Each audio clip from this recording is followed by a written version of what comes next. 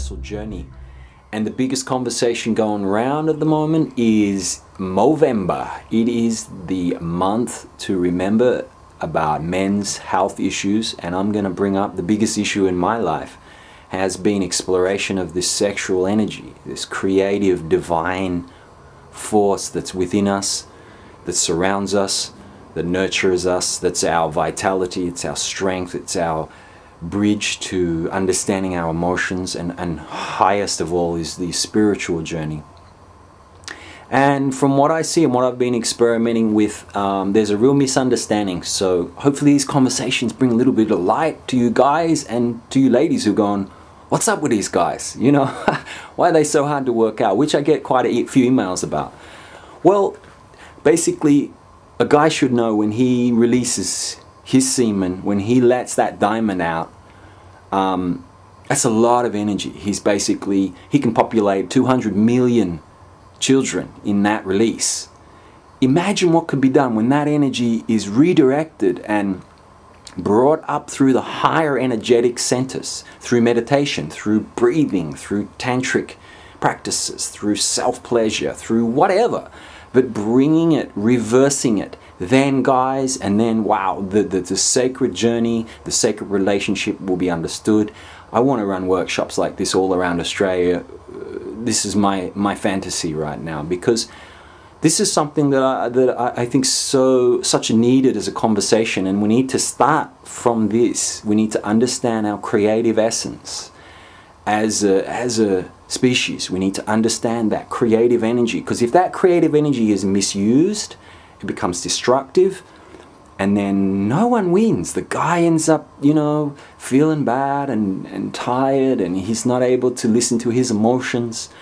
And this energy center down to the navel and the lower belly and the sacral area, this is all about connection to the feminine, connection to the earth, and the emotional center. So water has a lot to do with reflection. How is a guy supposed to be able to be in touch with his emotions, number one, let alone anyone else's emotions, if he's throwing that creative energy out?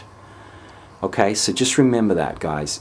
If you learn techniques, whether it be Taoist, Qigong, or breathing, if you learn to relax in that area, some of these muscles, the PC muscles, and exercise this area at the base of the spine and the pelvic and the pubic area, if he learns how to use these muscles, then sex becomes a much, much higher dimensional experience. So for me right now, sex without love it doesn't feel right. My heart just lets me know this is not right, you know. And I'm saying from experience, I've had plenty of that fun exercise, you want to call it sexercise.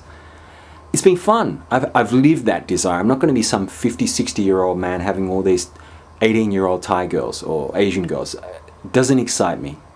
I lived it at the age that I needed to. I had my cake, and I'm satisfied with that. What I'm really interested in is to share the sacred journey of when you have a partner, and how you can, first of all, the man has to be able to understand his essence. He has to be able to stand his ground, stand on the earth, have a strength, be able to connect with his emotions. So it's important that that sexual energy, when it's built up, that we know how to move it around through the higher energy centers. Then when he can connect emotionally, bam, we move into the spiritual. We move into the fifth dimension and beyond. And that's where it gets fascinating. Because most women, as I was saying earlier, they're internally implode through the sexual act and the orgasm. So they're a very different being in the sense of just a pure physical sort of mechanism. We are quite different. But if a guy is re-educated in this energy, then we're not. In fact, multi-orgasmic is the potential of a man also. And that's a whole beautiful different existence altogether. And that's where we're headed, people. This is the time now. It's time to evolve, and we need to re-educate.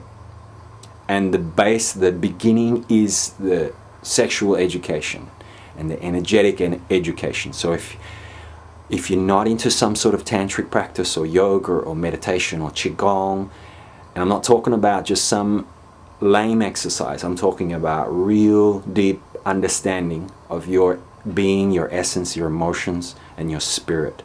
okay, then your life is going to become a whole lot easier as this vibration, this new reality keeps permeating through this universe. Your life is going to be a whole lot easier if you just get on board, get back to the drawing board, and start getting educated, okay?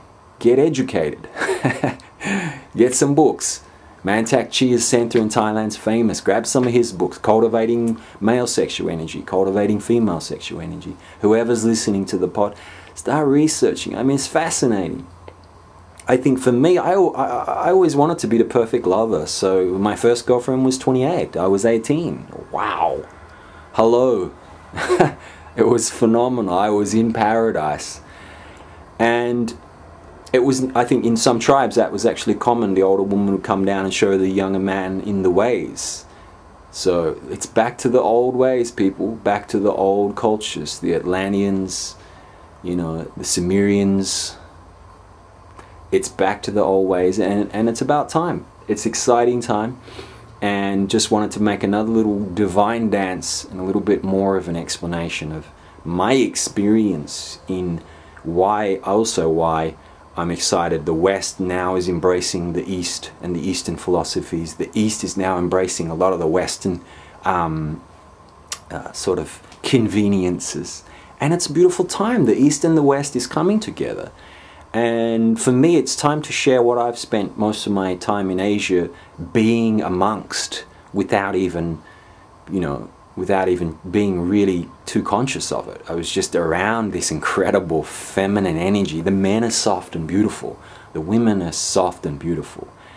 Even the hard-ass Asian men, and they're so soft. So for me, it was where I learnt my power as a man. And that was being soft and just quietly standing my ground and knowing and listening to my needs, listening to the needs of my partner, and being receptive to that, and dancing with that, and playing with that. And it's incredibly satisfying. And every guy listening to this is our potential. We can be the perfect lover. I mean, really. And it comes to understanding us first. Be selfish. Be really selfish. Research. Practice. Okay? Alright. I'll talk to you later. Take care.